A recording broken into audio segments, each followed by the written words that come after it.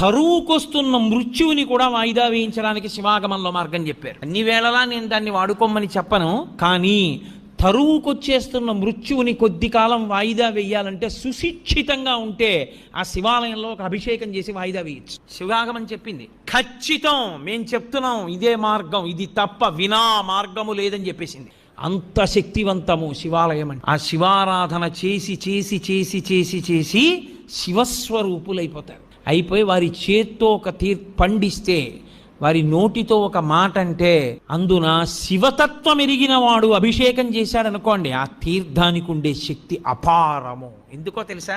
నా రుద్రో రుద్రమర్చయేత్. రుద్రుడు కాని వాడు రుద్రుడిని అభిషేకం చెయ్యకూడదు.